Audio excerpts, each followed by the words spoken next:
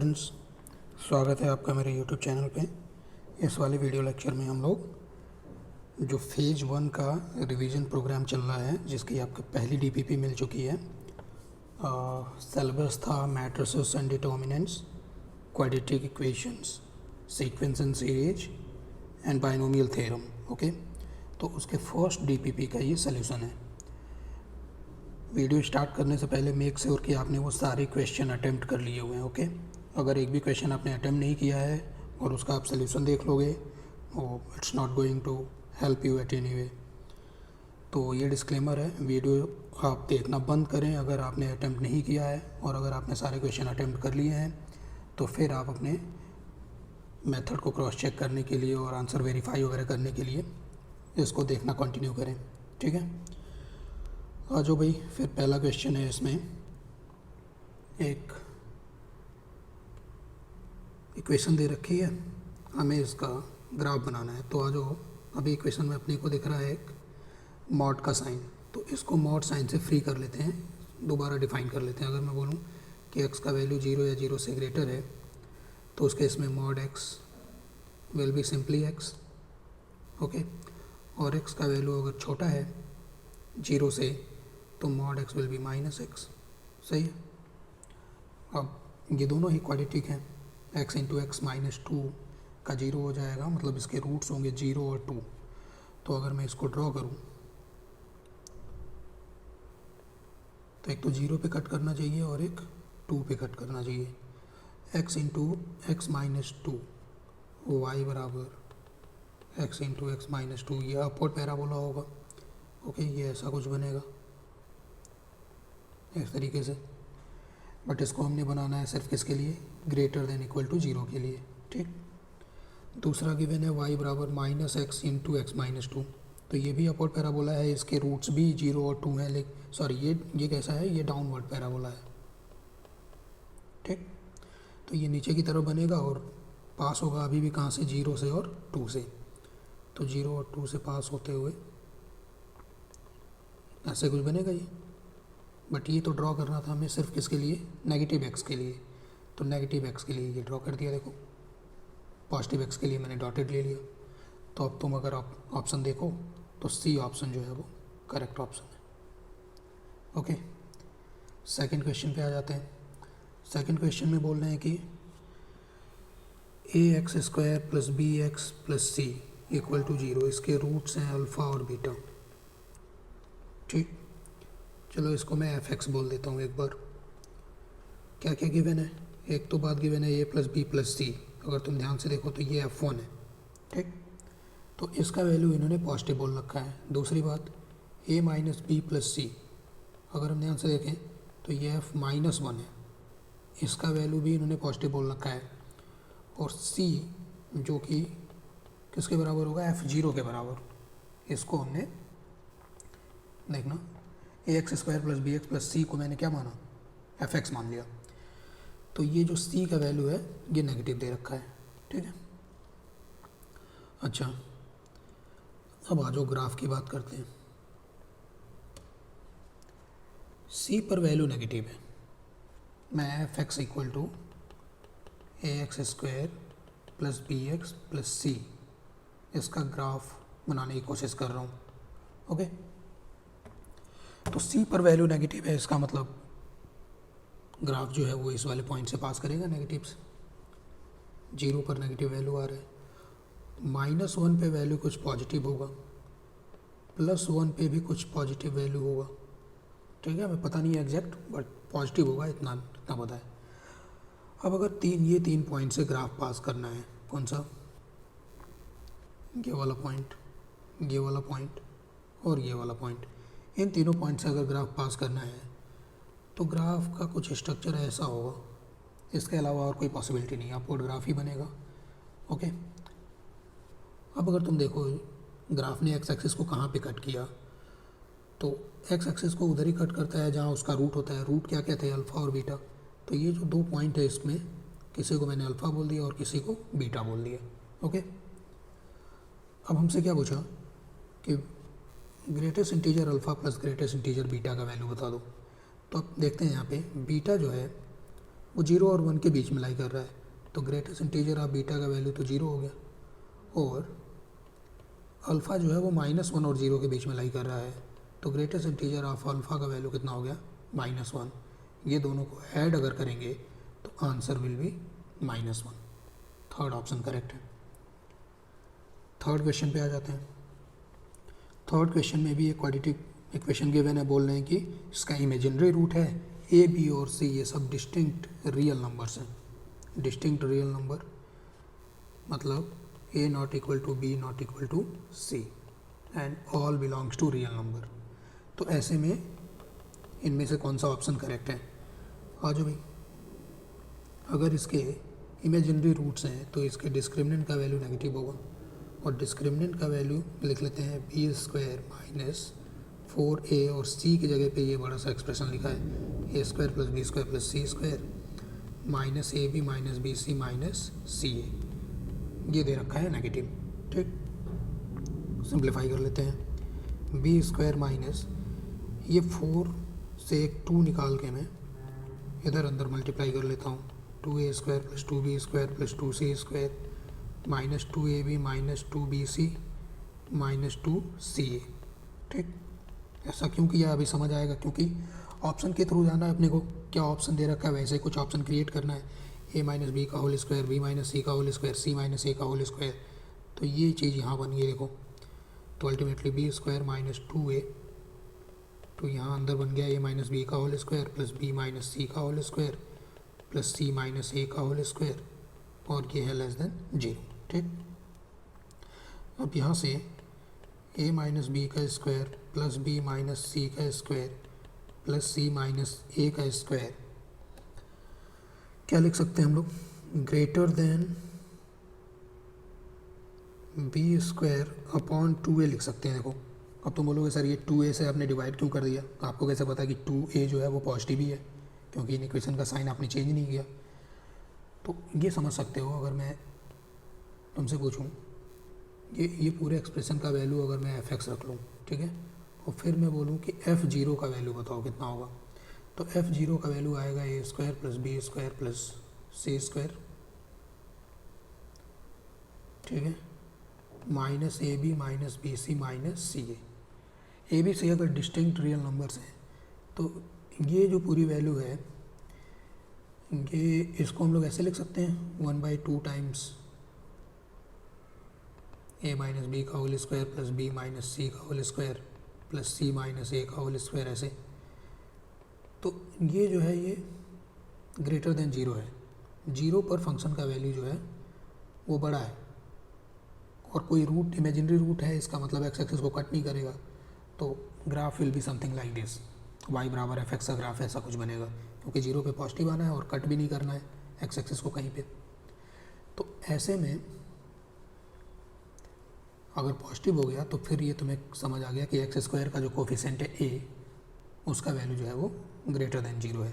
तो इसलिए मैंने यहाँ पे 2a से क्या कर दिया, डिवाइड कर दिया, चूँकि यहाँ 2a था, इधर 2a लिखा था, उसको मैंने डिवाइड करके यहाँ लिख दिया। अच्छा, अब ऑप्शन के हिसाब से मुझे इसमें प्लस 2ab ऐड करना है। देख लो हर जगह पे यही लिख रखा है तीनों ऑप्शन में, तो ऑप्शन से हिंट लेते हुए twice of a minus b मैंने ऐड कर दिया इधर, तो बाकी a माइनस बी का whole square plus B minus सी का होल स्क्वायर प्लस सी माइनस ए का होल स्क्वायर, अभी दोनों तरफ ऐड हो गया b square upon 2a minus twice of a minus b. इसको सॉल्व कर लेते हैं हम लोग, ठीक है। तो बी स्क्वायर माइनस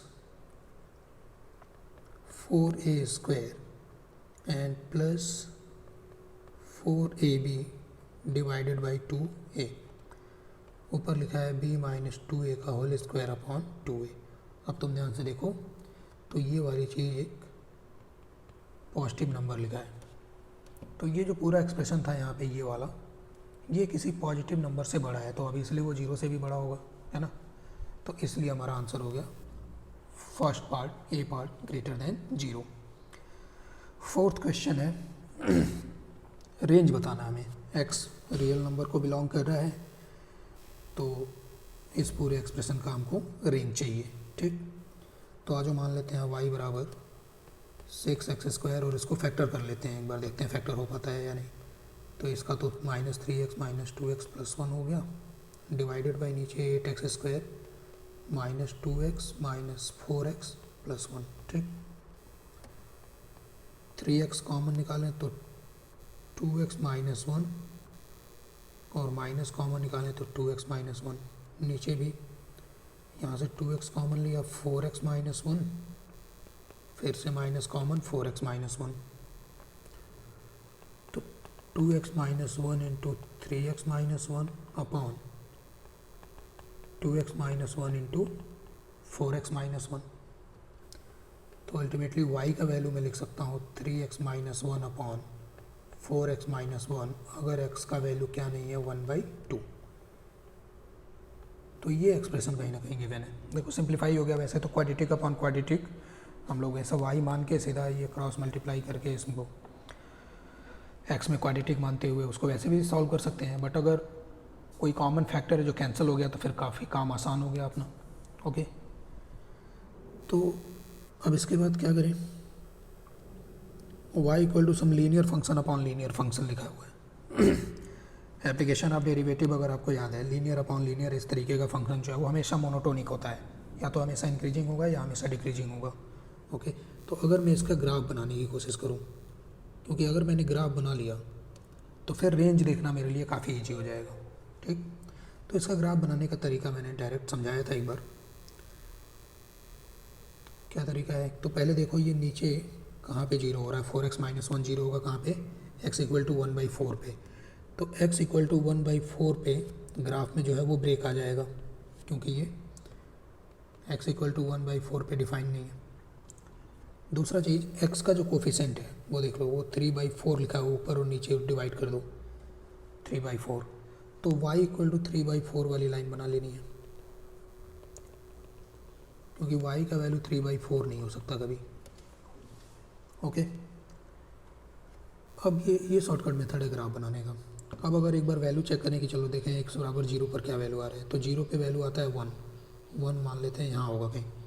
ठीक है, तो जो भी हमारा ग्राफ होगा वो ये वाले पॉइंट से पास करेगा, और हमें पता है कि ये मोनोटोनिक होता ही है। तो ये हो गया, और इसके अपोजिट वाले हिस्से में ये वाला ग्राफ हो गया। रफ ग्राफ बनाने का ये मेथड है। अभी ये ग्राफ पूरा नहीं है, क्यों, क्योंकि ये तो मैंने बना दिया सारे x 1/4 के अलावा x 1/2 के लिए भी बन गया ये गलती से। अब x 1/2 कहाँ पे होगा, इधर होगा कहीं 1/2 यहाँ पे। तो 1/2 पे क्या वैल्यू दे रहा है ग्राफ, ये मुझे क्या करना पड़ेगा, यहाँ से हटाना पड़ेगा। तो एक बार मैं x = 1/2 रख के देख लेता हूँ y कितना आता है। तो y जाए 3/2 - 1 = 1/2, और नीचे 2 - 1 तो 1, ये 1/2 हो गया। ठीक है, तो ये 1/2 यहाँ से गायब है। तो अब ये क्लियरली दिख रहा है y का वैल्यू, अगर हम देखें y का जो वैल्यू है वो -∞ से +∞ पूरा, मतलब r, और कौन सा वैल्यू नहीं है, तो एक तो ये 1/2 नहीं है, और दूसरा 3/4 नहीं है। ये हमारा आंसर हो गया।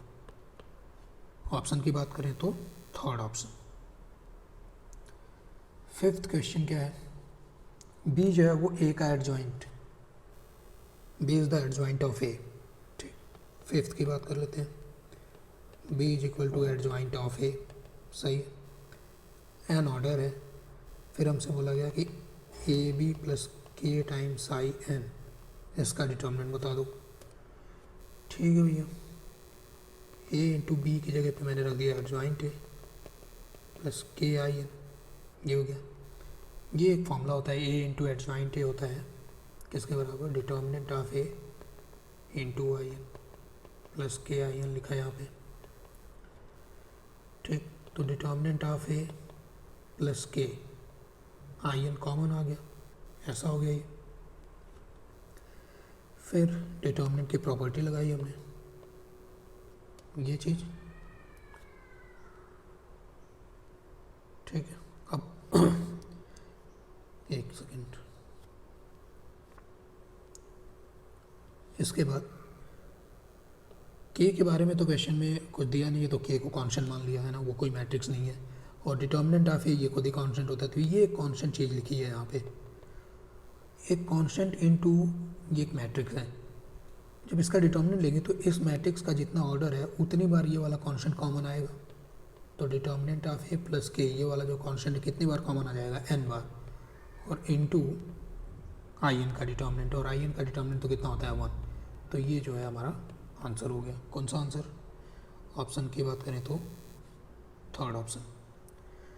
ठीक। अब सिक्स्थ क्वेश्चन की बात कर लेते हैं, क्या है क्वेश्चन नंबर 6 में बोल रहे हैं कि ये वाला जो मैट्रिक्स है ये I3 के इक्विवेलेंट नहीं है। अभी इक्विवेलेंट मैट्रिक्स क्या होता है? जब मैट्रिक्स में हम लोग कोई एलिमेंट्री ऑपरेशंस अप्लाई करते हैं। एलिमेंट्री ऑपरेशन कौन कौन से होते हैं? या तो रो कॉलम को चेंज कर देना, इंटरचेंज कर देना, या फिर किसी रो या कॉलम में कोई चीज़ मल्टीप्लाई करके उसको दूसरे रो या कॉलम में ऐड करना। तो ये एलिमेंट्री ऑपरेशन से जो मैट्रिक्स बनता है वो सब इक्विवेलेंट कहलाते हैं। ठीक। तो ये बोला है कि ये जो मैट्रिक्स गिवन है वो I3 के इक्विवेलेंट नहीं है। तो I3 के इक्विवेलेंट नहीं है, इसका मतलब अगर मैं पूछूं कि I3 का डिटर्मिनेंट बताओ, तो I3 का डिटर्मिनेंट कितना होगा? 1। अभी उल्टा सोचो कि अगर ये मैट्रिक्स I3 के इक्विवेलेंट होता तो इसका डिटर्मिनेंट या तो 1 होना चाहिए या तो -1, है ना।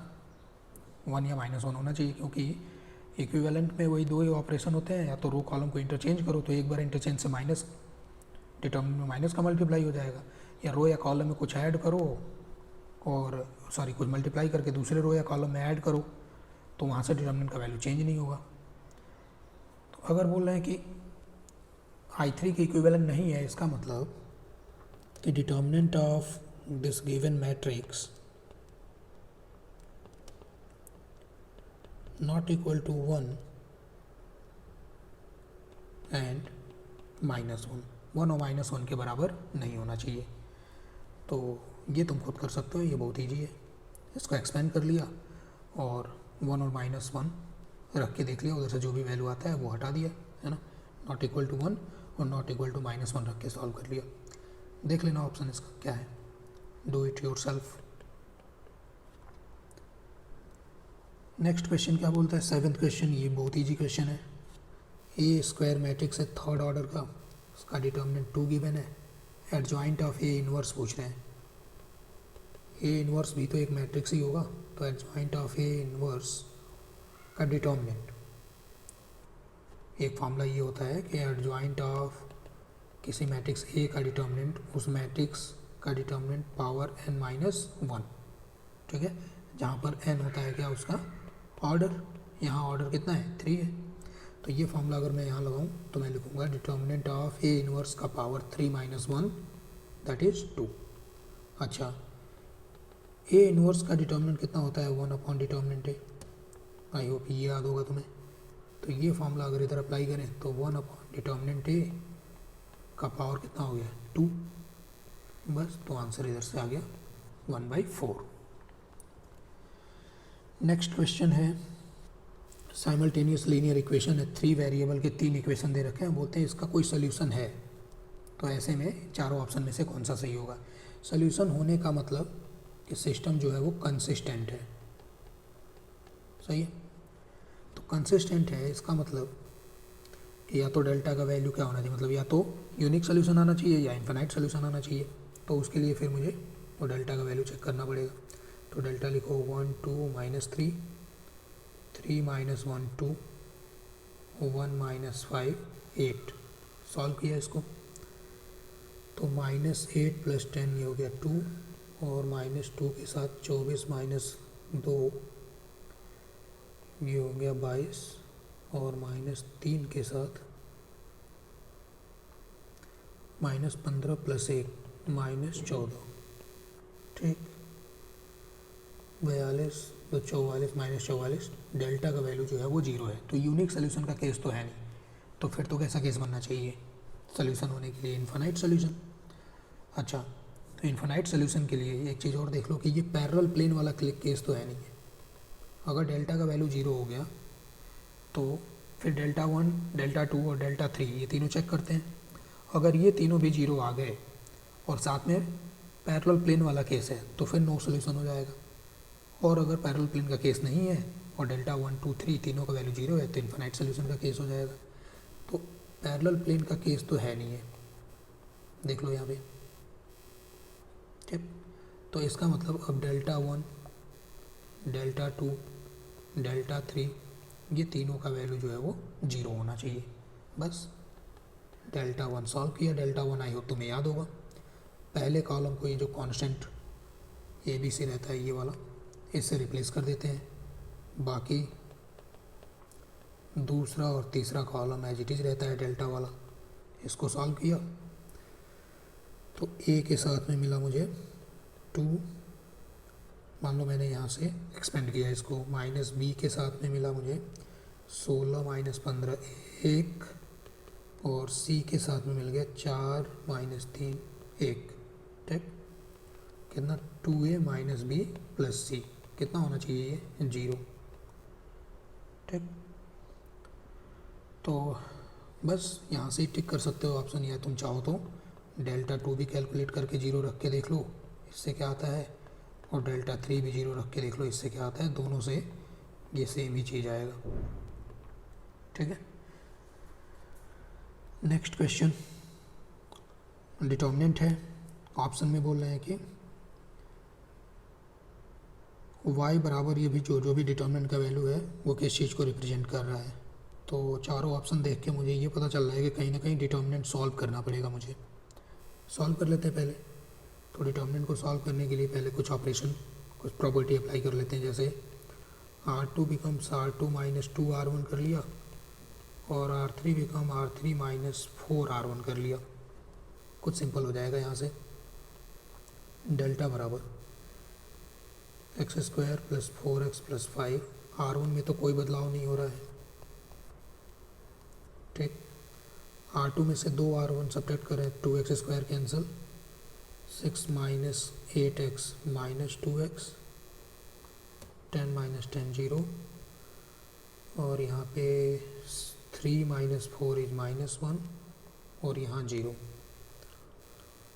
थर्ड रो की बात करें, थर्ड रो में से 4R1 सब्ट्रैक्ट करना है, तो एक्स स्क्वायर का टर्म कैंसिल हो जाएगा, माइनस 2x और माइनस 16, तो ये माइनस 18x, और माइनस 1 माइनस 8 इज माइनस 9, और यहाँ पे भी 0।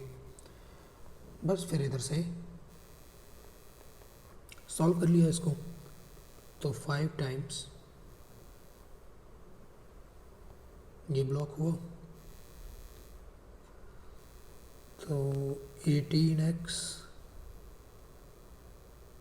और माइनस 18x, डेल्टा बराबर 0 है। तो डेल्टा बराबर 0 है, इसका मतलब कि ये ज्योमेट्रिकली बात करें अगर, तो y बराबर डेल्टा यानी कि y बराबर 0, ये तो किसका इक्वेशन हो गया, एक्स एक्सिस का, यही हो गया y बराबर 0। तो ऑप्शन देख लो, ऑप्शन पहला पैराबोला नहीं, गलत। दूसरा y बराबर डेल्टा यानी कि y बराबर 0 represent straight line through origin, second option सही है। 10th क्वेश्चन क्या है, ओके 10th क्वेश्चन है 2n plus 1 upon 2n minus 1 plus 3 times 2n plus 1 upon 2n minus 1 का square plus 5 time 2n plus 1 upon 2n minus 1 का power 3। इस तरीके के n टर्म्स को ऐड करना है। तो nवां टर्म क्या आएगा जरा लिख लेते हैं एक बार। nth टर्म विल बी, देखो ये AGP है एक, यहाँ पे 1 लिखा हुआ है, 1 3 5, इसका nth टर्म होगा 2n माइनस 1, और बाकी 2n plus 1 upon 2n minus 1 सब में ही है। इसका पावर पहले टर्म में 1 है, दूसरे में 2, तीसरे में 3, nth में n हो जाएगा। इसको कहीं ना कहीं हमें ऐड करना है। तो ये है बेटा arithmetic geometric progression. Okay, I hope तुम्हें याद होगा प्रोसेस। एन टर्म्स के सम का एक फार्मूला भी होता है बहुत बड़ा सा, वो याद रखते नहीं है हम लोग, मुश्किल है याद करना। तो हम लोग क्या करते हैं, इस सीरीज को दोबारा नीचे लिखते हैं, और जो जीपी वाला जो सीरीज इसमें चल रहा है ये वाला, इसका कॉमन रेशियो मल्टीप्लाई करके, तो s into 2n plus 1 upon 2n minus 1 ये मल्टीप्लाई किया, और एक टर्म शिफ्ट करके लिखना है। मतलब अब ये इसके नीचे लिखना है मुझे, तो यहाँ पे मैं लिखूँगा 2n+1 अपॉन 2n-1 का whole square plus 3 2n+1 upon 2n-1 का होल क्यूब। इस तरीके से यहाँ वाला टर्म इसके आगे शिफ्ट हो जाएगा, तो क्या हो जाएगा 2n-1 into 2n+1 upon 2n-1 का पावर n+1, ऐसा हो गया।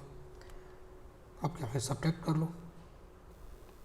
सब्ट्रैक्ट किया तो 1 minus 2n+1 upon 2n-1 into s बराबर, इसमें से तो कुछ सब्ट्रैक्ट हो नहीं रहा है तो ये एज इट इज रहेगा। ये बाकी यहाँ से लेके यहाँ तक का सब्ट्रैक्शन ध्यान से देखना। 3 - 1 ये हो गया 2, फिर 2n+1 अपॉन 2n-1 का whole square.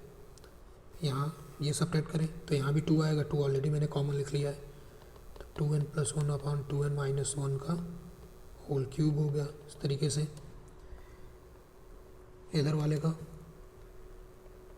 2n+1 upon 2n-1 का पावर n हो जाएगा, और आखिरी वाला टर्म जो है वो माइनस के साथ, क्योंकि सब्ट्रैक्ट कर रहे हैं तो हर जगह माइनस है, यहाँ भी माइनस है, तो ये बच जाएगा। अब इतना टर्म ये बन गया GP, तो ये ऐड कर लेना और उसके बाद सिंप्लीफाई कर लेना। ये दिखने में इतना बड़ा है, सिंप्लीफाई करोगे 1 मिनट में हो जाएगा। ओके, तो आंसर क्या आता है, शायद इसका आंसर आता है, अच्छा आंसर तो आपके DPP में दिया ही था, है ना, 2n² + n आंसर आता है, फर्स्ट ऑप्शन। नेक्स्ट क्वेश्चन की बात करते हैं। सॉरी, नेक्स्ट क्वेश्चन है 1/log a, बेस में 3 पावर r लिख रखा है। ठीक है, ये एक सीरीज है, इसको ऐड करना है।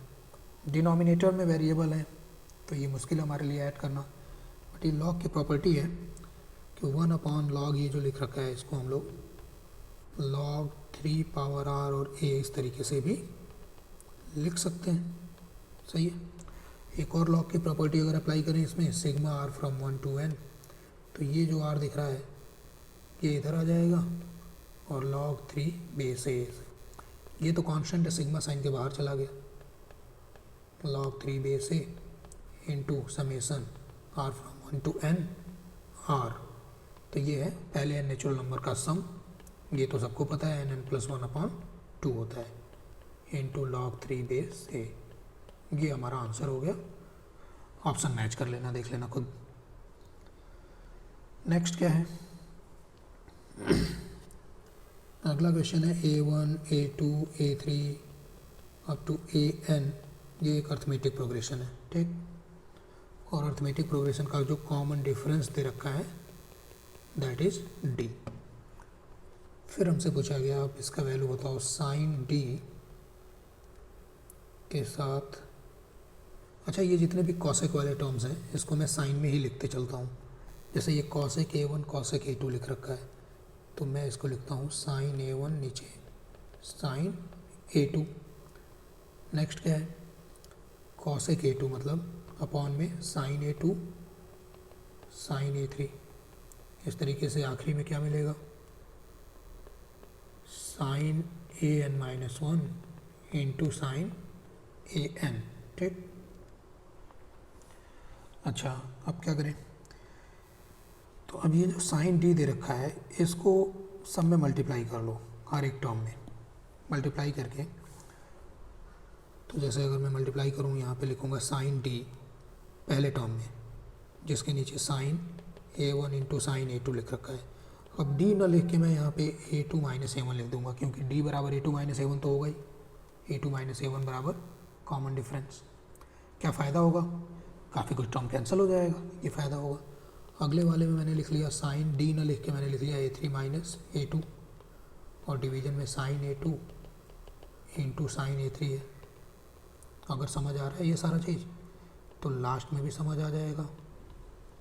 ये लिख लिया upon a sine a n minus one into sine a n. ठीक है, बाकी भैया अब ये खुद ट्राई करना तुम लोग। ये इसमें अप्लाई साइन ए माइनस बी का फॉर्मूला क्या होता है, sign A cos B minus cos A into sine B, ये रखना। बाकी नीचे से काफ़ी कुछ डिवाइड होते जाएगा, सब कुछ कैंसिल हो जाएगा और फाइनली जो है इसका आंसर वो थर्ड ऑप्शन आ जाएगा, cot A one minus cot A N. Okay, तो लगभग आधे क्वेश्चन हो गए। ये 13th क्वेश्चन है। 13th क्वेश्चन क्या बोल रहा है, किसी HP के पहले दो टर्म लिखे हुए हैं, ये 2/5 12/13 इस तरीके का क्या है, ये हार्मोनिक प्रोग्रेशन HP है। तो टर्म्स का रेसिप्रोकल ले ले 5/2 13/12, तो ये जो है हमारा अर्थमेटिक प्रोग्रेशन बन जाएगा। सही है। अच्छा, इसको हम लोग ऐसे भी लिख सकते हैं 30/12, फिर ये 13/12, ऐसे AP हो गया है।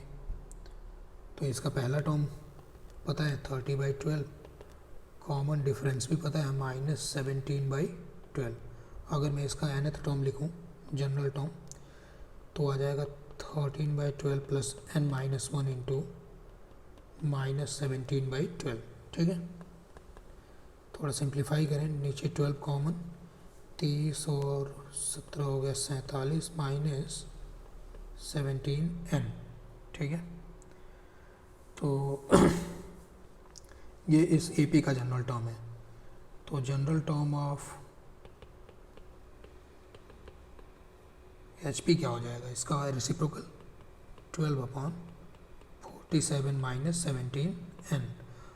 हमें चाहिए ये क्या हो जाना चाहिए, लार्जेस्ट। देखो भाई, ये लार्जेस्ट होने के लिए जो हमारा डिनोमिनेटर है, क्योंकि न्यूमरेटर तो कांस्टेंट है उसमें कुछ कर नहीं सकते, ये जो है ये स्मॉलेस्ट होना पड़ेगा।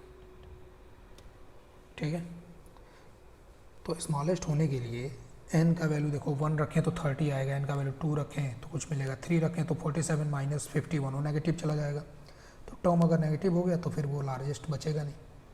तो इससे पता चलता है कि n बराबर 2 के लिए जो है ये डिनोमिनेटर स्मॉलेस्ट होगा और पूरा फ्रैक्शन जो है वो लार्जेस्ट हो जाएगा। तो इसका मतलब सेकेंड टर्म हमारा लार्जेस्ट है। ऑप्शन थोड़े कंफ्यूजिंग लिख रखे हैं ना, 6 और 6 ये 2 बार लिख रखा है, तो ऑप्शन जो है वो क्वेश्चन में गलत दे रखे हैं। आंसर इसका सेकेंड टर्म हो गया, सेकेंड टर्म ही इसमें लार्जेस्ट है। सेकेंड टर्म बोले तो कौन सा, ये जो दूसरा टर्म दे रखा है 12/13, यही सबसे बड़ा है। आगे 14th क्वेश्चन बोल रहे हैं, fractional part of x, greatest integer of x and x, ये एक GP फॉर्म कर रहे हैं। साथ में ये भी बताया कि x का वैल्यू जो है वो पॉजिटिव है। तो इस GP का कॉमन रेशियो कितना होगा ये पता करना है। ठीक, आज अभी देखते हैं। चलो मैं x को कुछ मान लेता हूँ, लेट x बराबर सम इंटीजर प्लस फ्रैक्शन। ठीक है, कोई भी नंबर, कोई भी रियल नंबर को सम इंटीजर प्लस फ्रैक्शन के फॉर्म में तो लिख ही सकते हैं, ये मान लिया मैंने। अच्छा, क्यों माना, इससे फ़ायदा क्या होगा, क्यों कि ग्रेटेस्ट इंटीजर ऑफ x का वैल्यू अब i हो जाएगा और फ्रैक्शनल पार्ट ऑफ x का वैल्यू जो है वो f हो जाएगा। ठीक, अब क्या गिवन है, f i और i प्लस f, ये है एक GP। तो वह GP कंडीशन लगा दिया, i स्क्वायर बराबर f into i plus f हो गया। सही है, यानी कि आई स्क्वायर बराबर i into f plus f square. क्या पता करना है, यहाँ से अगर मैं बोलूँ कि कॉमन रेशियो बताओ इस GP का, तो कॉमन रेशियो तुम यही तो बोलोगे second term upon first term, i upon F का वैल्यू पता करना है। तो यहाँ देख लो भैया, डिवाइड कर दो इसको एफ स्क्वायर से, आई अपॉन एफ का होल स्क्वायर हो गया बराबर आई अपॉन एफ और प्लस 1। इसको चलो मैं आर बोल देता हूँ कॉमन रेशियो, तो R square minus R minus 1 बराबर 0, ये क्वाड्रेटिक बन गया। इधर से जो है वो आर का वैल्यू सॉल्व कर लेना।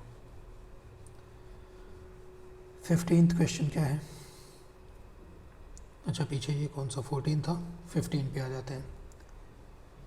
15 is sum of n terms of decreasing AP in which the sum of first 3 terms is 27।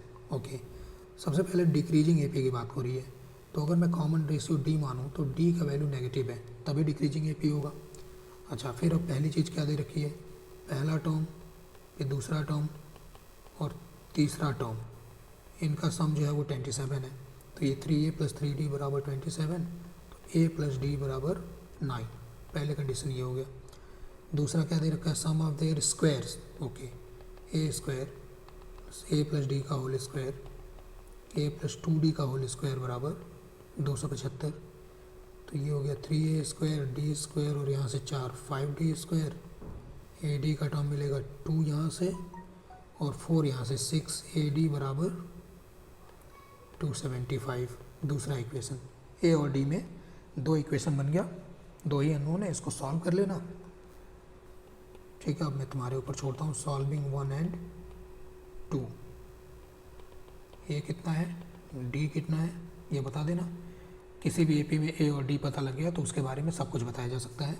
Some of N terms तुमसे पूछा है तो वो लिख लेना, फार्मूला आई होप तुम्हें याद होगा, n/2 into twice of first term plus n-1 into common difference. इसका और इसका वैल्यू यहाँ से पुट कर लेना। ठीक है, नेक्स्ट क्वेश्चन 16th। ओके, 16वां question, numerically greatest term in the expansion of 2x + 5y power 34, जहाँ पर x का वैल्यू 3 है, y का वैल्यू 2 है। सबसे पहली बात इंपॉर्टेंट, न्यूमेरिकली ग्रेटेस्ट टर्म का मतलब होता है मैग्नीट्यूड में बड़ा होना चाहिए, साइन उसका पॉजिटिव हो नेगेटिव हो कोई मतलब नहीं है। ओके, तो आई होप तुम्हें ये बाइनोमियल थ्योरम का क्वेश्चन होता है, ग्रेटेस्ट इंटीजर या न्यूमेरिकली ग्रेटेस्ट इंटीजर कैसे टर्म पता करते हैं, तो आई होप तुम्हें ये याद होगा। ओके, तो क्या तरीका होता है करने का, सबसे पहले हम लोग ये जो न्यूमेरिकली ग्रेटेस्ट टर्म हम लोग 1 + x के पावर n के एक्सपेंशन में करते हैं, ये वैसा तो दे नहीं रखा है तो इसको उस तरीके से क्रिएट करना पड़ेगा। तो हमने 2x यहाँ से कॉमन निकाल लिया, तो 2x का होल का पावर क्या पहुँचा 34 और 1 + 5y अपॉन 2x बच गया ये। ठीक, ओके, अब इसको छोड़ो, देखो यहाँ तो x का वैल्यू 3 रखेंगे तो ये 6 का power 34 into 1 + 5y upon 2x का पावर 34 हो जाएगा। हम यहाँ पे न्यूमेरिकली ग्रेटेस्ट टर्म बताते हैं, उसमें ये मल्टीप्लाई होके भी वो ग्रेटेस्ट ही रहेगा, ये तो कांस्टेंट है। तो इसके लिए हम लोग ये सॉल्व करते हैं, r <= क्या, n+1 into mod x divided by 1 + mod x, ये वैल्यू सॉल्व करते हैं। जहाँ पर x क्या है, ये 1 के साथ जो भी लिखा है इसको पूरा x की तरीके से ट्रीट करेंगे। ठीक, तो सॉल्व करो, r <= n कितना है 34, तो ये 35 हो गया, mod x यानी कि 5, y का वैल्यू कितना दे रखा है 2 इंटू x का वैल्यू दे रखा है 3, मॉड लगाने की ज़रूरत नहीं है क्योंकि ऑलरेडी पॉजिटिव है, 1 प्लस सिंप्लीफाई किया तो ये 5/3 आ रहा है। तो r <= 35 इंटू 5 कितना होगा 175, 3 कैंसिल होगा, डिवाइड बाई 8, यानी r <= कितना आएगा ये 21 पॉइंट समथिंग आ जाएगा। ठीक है, तो आई होप तुम्हें याद होगा। r <= अगर ये नॉन इंटीजर वैल्यू आ गया 21 पॉइंट समथिंग करके, तो ऐसे में जो हमारा 22nd टर्म है ये न्यूमेरिकली ग्रेटेस्ट हो जाएगा। ये आंसर हो गया 22nd। अगर कई बार क्या होता है कि r का वैल्यू इस तरीके से आ जाए, r मान लो कि सपोज ऐसे आ गया होता है ना, तो उसमें 21st और 22nd ये दोनों ही न्यूमेरिकली ग्रेटेस्ट होते क्योंकि दोनों का मैग्नीट्यूड जो है वो बराबर आ जाता। ठीक, नेक्स्ट क्या है? अच्छा, इसको नोट डाउन कर लो, फिर मैं जगह नहीं है तो मैं जगह थोड़ा क्रिएट कर लेता हूँ, यहाँ पे रब कर लेता हूँ इसको।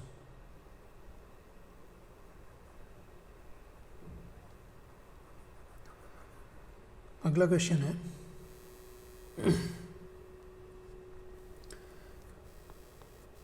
सिंप्लीफाई करना है इसको। पावर और तुम ध्यान से देखो तो 3/2 दे रखा है, तो वैसे तो हम लोग चाहें तो 52 + 6 √43 का पावर 3/2 लिख सकते हैं ना, लेकिन उसमें जो है वो इन्फानाइट टर्म्स आ जाएंगे, तो इन्फानाइट टर्म में से इन्फानाइट टर्म सब्ट्रैक्ट करना हमारे लिए बहुत मुश्किल काम हो जाएगा। तो कहीं ना कहीं इसका मतलब कि क्वेश्चन में कोई ऐसी चीज़ है ना, जिससे ये फ्रैक्शनल पावर रिमूव हो जाए। तो अगर तुम ध्यान से देखो तो 52 + 6 √43 को हम लिख सकते हैं 43 + 3 का होल स्क्वायर करके देखो, ये आ जाएगा। और आगे जो लिख रखा है ये चीज़, इसको लिख सकते हैं √43 - 3 का होल स्क्वायर। ठीक, तो इससे अब ये सिंप्लीफाई हो जाएगा। अब ये बन जाएगा √43 + 3 का पावर 2 और उसका होल का पावर 3/2। ठीक है, माइनस √43 - 3 का स्क्वायर और उसका होल का पावर 3/2। काफ़ी सिंपल हो गया ये। √43 + 3 का पावर 3 माइनस √43 - 3 का पावर 3। अब ये बहुत सिंपल हो गया। इसके बाद इसे तुम खुद भी सॉल्व कर सकते हो। ठीक है, कर लेना खुद ही इसको। 18th टर्म क्या है? Term that is independent of x in the expansion of this. इसके एक्सपेंशन में इंडिपेंडेंट, एक्स से इंडिपेंडेंट वाला टर्म लिखना है। तो इसका जनरल टर्म का क्या फॉर्मूला होता है? NCR इंटू एक्स की जगह पे अभी 3x² लिख रखा है, पावर n-r इंटू वाई का पावर r। ये जनरल टर्म हो गया। थोड़ा सिंप्लीफाई अगर करें, 9CR कांस्टेंट टर्म 3/2 का पावर 9 - r है और -1/3 का पावर r है। x के पावर की बात करें अगर, x के पावर की, तो यहाँ देखना x का स्क्वायर है और होल का पावर 9 - r, तो मल्टीप्लाई होके 18 - 2r होगा। और यहाँ देखना एक बार ध्यान से, 1/x का पावर r लिखा है, उसको x का पावर -r लिख सकते हैं। तो अल्टीमेटली ये x का पावर 18 - 3r लिख रखा है। हम चाहते हैं कि ये गायब हो जाए, इंडिपेंडेंट बन जाए, मतलब उसके लिए 18 - 3r का वैल्यू क्या हो जाना चाहिए? 0, 3r 18 या फिर r बराबर 6। तो r बराबर 6 के लिए इसमें x वाला टर्म गायब हो जाएगा। तो बस भैया r बराबर 6 रख दो यहाँ पे। r बराबर 6 रखोगे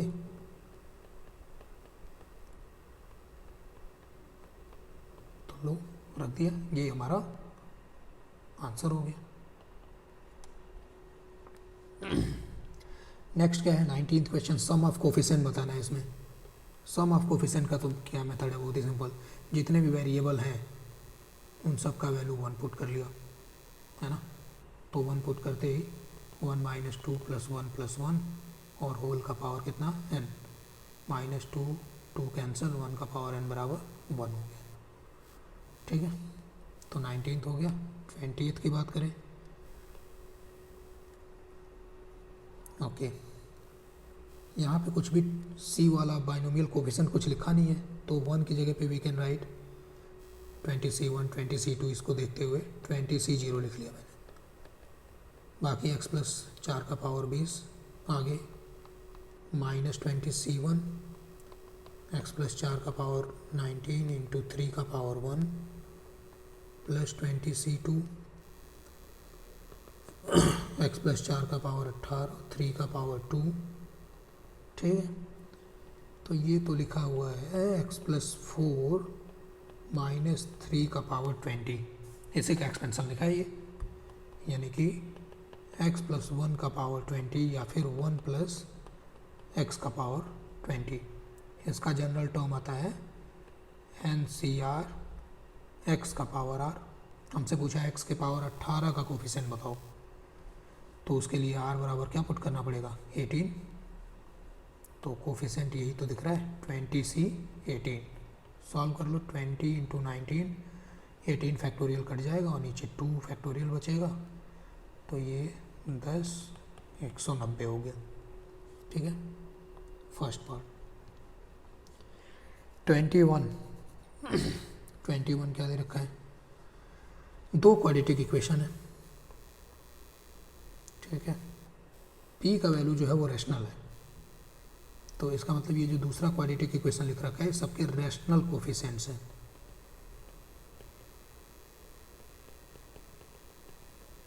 रैशनल कोफिशिएंट, ठीक है, बोले इनका कुछ कॉमन रूट है। अभी ये नहीं बताया कि कितने हैं, एक है या दो है, ये खुद देखना पड़ेगा। अगर मैं ये पहले वाले क्वाड्रेटिक के डिस्क्रिमिनेंट की बात करूं तो मुझे मिलेगा 16 b square minus 4ac, 16 minus 4। ठीक है, तो 16 माइनस 4 ये ठीक है, d पॉजिटिव है, मतलब इसका दोनों रूट जो है वो रियल है। क्या क्या रूट आ जाएगा एक बार लिखें जरा। x का वैल्यू 4 प्लस माइनस और रूट 12 अपॉन कितना 2a। थोड़ा सिंप्लीफाई करें अगर, इसको लिख सकते हैं 2√3, 2 कट जाएगा, प्लस माइनस √3 बचेगा। तो ये जो रूट्स हैं ध्यान से देखो, ये इर्रेशनल रूट्स हैं। और तो पता है कि इर्रेशनल रूट एक ऐसा क्वाड्रेटिक इक्वेशन जिसके रैशनल कोफिशिएंट है, उसमें इर्रेशनल रूट रहेगा तो वो पेयर में रहेगा, कॉन्जुगेट पेयर में रहेगा। बात समझ आ रहा है? तो इसमें से अगर कोई भी एक रूट कॉमन हुआ, चलो मान लेते हैं कि 2 प्लस √3 ये सेकंड वाले का भी रूट हो गया, तो सेकंड वाले का ऑटोमेटिकली 2 माइनस √3 ये वाला भी उसका एक सोल्यूशन होगा ही होगा। क्यों? क्योंकि ये पेयर में रहने हैं। तो ये डिस्कस करके मुझे ये पता चला कि there are both root common. अब जब दोनों रूट कॉमन है तो आई होप कंडीशन तुम्हें पता होगा, जो कोफिशिएंट्स हैं इक्वेशन के उनका रेशो इक्वल होता है। तो p/1 बराबर p square plus 3/4 equal to minus p/1। नहीं सॉरी, माइनस p नहीं है, 2p स्क्वायर माइनस p है, 2p स्क्वायर माइनस p/1। इसको तुम खुद ही सॉल्व कर सकते हो, बहुत ईजी है। नेक्स्ट बोल रहे हैं लैम्डा का least integral value smallest integral value बताना है, ताकि ये वाला जो एक्सप्रेशन है हमेशा, मतलब किसी भी रियल एक्स के लिए उसका वैल्यू ऑलवेज क्या है, पॉजिटिव है। मतलब ग्राफ की बात करें तो एक्स एक्सिस के अबव ऐसा ग्राफ बनना चाहिए। ठीक है, तो उसके लिए एक तो कंडीशन ये कि एक्स स्क्वायर का जो कोफिशिएंट होता है वो ग्रेटर देन 0 होना चाहिए, तो यहाँ से लैम्डा ग्रेटर देन 1 आ गया। ठीक, दूसरा कंडीशन इसके साथ और क्या होता है, एंड इसका जो डिस्क्रिमिनेंट आएगा d वो होना चाहिए नेगेटिव। तो d देख लो 64 minus 4 into lambda minus 1 into lambda plus 4, ये हो जाना चाहिए नेगेटिव। इसको भी तुम खुद सॉल्व करना। ओके, तो यहाँ से लैम्डा का कुछ वैल्यू मिलेगा, ये ऑलरेडी सॉल्व है। ये दोनों का मुझे इंटरसेक्शन लेना पड़ेगा। इंटरसेक्शन क्यों? क्योंकि ये भी सही होना चाहिए और ये भी सही होना चाहिए, दोनों बातें ट्रू होनी चाहिए। ठीक, okay, do it yourself. 23rd question क्या है? 23rd क्वेश्चन में हमसे बताया गया कि ग्रेटेस्ट इंटीजर ऑफ एक्स वो लाई करता है 0 और 2 के बीच में। इसका मतलब ये है कि ग्रेटेस्ट इंटीजर ऑफ एक्स का वैल्यू या तो 0 हो सकता है या 1 हो सकता है, क्योंकि हमें पता है ये हमेशा इंटीजर ही होता है। Greatest integer of anything is always integer. दूसरा हमें बताया गया कि ग्रेटेस्ट इंटीजर ऑफ 0 का वैल्यू -1 से लेके कहाँ तक 1 तक। इसका मतलब कि ग्रेटेस्ट इंटीजर ऑफ y का वैल्यू क्या हो सकता है, -1 या फिर 0। और इसी तरीके से अगर तुम देखो तो ग्रेटेस्ट इंटीजर ऑफ z का वैल्यू हो सकता है 1 या फिर अच्छा, फिर हमें ये डिटर्मिनेंट जो गिवन है इसका मैक्सिमम वैल्यू पता करना है।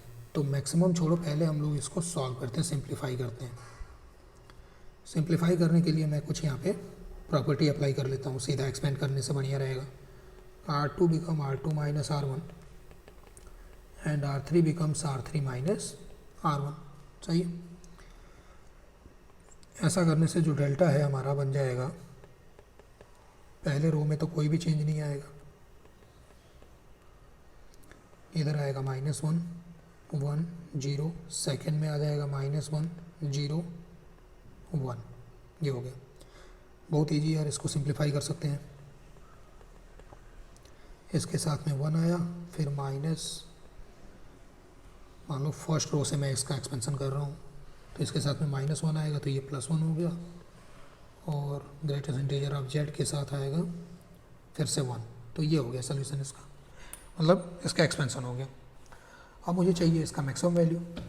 ठीक है, तो मैक्सिमम के लिए यही वैल्यूज हैं, इन्हीं में से कुछ कुछ वैल्यू रखना है ताकि ये मैक्सिमम हो जाए। तो ऑब्वियसली बड़ा बड़ा वैल्यू रखना पड़ेगा। ग्रेटेस्ट इंटीजर ऑफ एक्स का वैल्यू मैंने 1 रख दिया, +1 ऑलरेडी दे रखा है। ग्रेटेस्ट इंटीजर ऑफ वाई का वैल्यू 2 ही पॉसिबल वैल्यू है, -1 और 0। मुझे बड़ा चाहिए तो 0 रख लिया, और ग्रेटेस्ट इंटीजर ऑफ जेड का वैल्यू मैंने 2 रख लिया। तो आंसर हो गया 4। Next question is this one. क्या बोल रहा है ये? समेसन ऑफ डिटर्मिनेंट है। ओके, इसका मतलब हुआ, इसको मैं यहाँ पे लिख रहा हूँ।